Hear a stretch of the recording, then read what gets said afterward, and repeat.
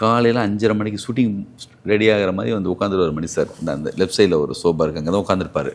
யார் முன்னாடி வர்றமோ அவங்களோட அனுபவத்துக்கு போய்க்கலாம். நெல்சன் வந்தான்னா, சார் எப்படி சார் உங்கள் படத்தினுடைய அவ்வளோ கலர்ஸ் அப்படி இருக்குது, உங்கள் படம் படி எப்படி சார் அவ்வளோ யூத்தாக இருக்குது அப்படின்னு. சங்கர் சார் போனார்னா பட்ஜெட்டிங்கை பற்றி, எப்படி சார் பொன்னியின் செல்வன் 120 நாள் எடுத்தீங்க, அவங்கவுங்களுக்கு தேவையான என்ன விஷயமோ அவர்கிட்ட வந்து எடுத்துக்கலாம். ஆஹா,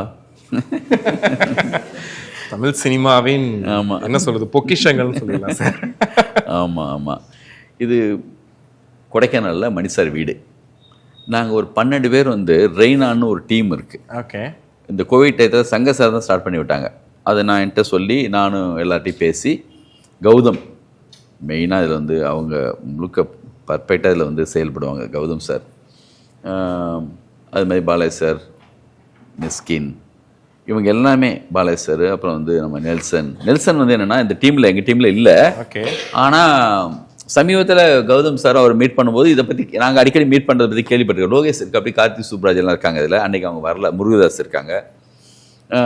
நெல்சன் கேட்டே இருந்தாங்களாம், சரி என்ன கௌதம் இந்த மாதிரி இருக்காமே, நீங்கள் எப்போயாவது சொல்லுங்கள் நானும் வரேன்னு சொல்லி. சார் நான் அவங்க கிளம்பி வந்துட்டாங்க. ஓகே. ஒரு 4 நாள் ட்ரிப்பு இது. அது அந்த பின்னாடி இருக்கல பனி. ஆமாம். சாருடைய வீடு. நாங்கள் இல்லாதப்ப சார் சமீபத்தில் போயிட்டு அதே பிரேமை அப்படியே ஷூட் பண்ணி, நீங்கள் இல்லாமல் இந்த வீடு இப்போ எப்படி இருமா இருக்குது அப்படின்னு ஒன்று அனுப்புகிறாரு. அது இப்போ நினச்சா கூட அந்த 4 நாளுமே என் வாழ்க்கையில் பல விஷயங்களுக்கு எங்களை கற்றுக் கொடுத்துருக்கு.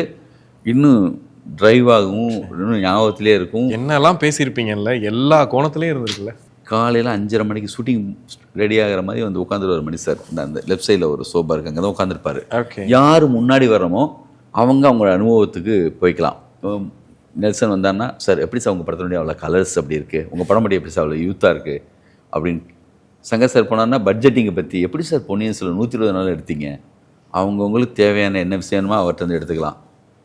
ஒரு பக்கம் பார்த்தா சங்கர் சார் எங்களோட அப்படி உட்காரும்போது அவர் ஒன்று சொல்லுவார், பாலாஜி ஒன்று சொல்லுவார், மிஸ்கின் ஒன்று சொல்லுவார், வசந்தபாலன் ஒன்று சொல்லுவாங்க, சசி சொல்லுவாங்க. எல்லாரும் என்ன மாஸ்டர்ஸ் எல்லாருமே. கனெக்டிவிட்டியான ஒரு எனர்ஜி இருந்துச்சு.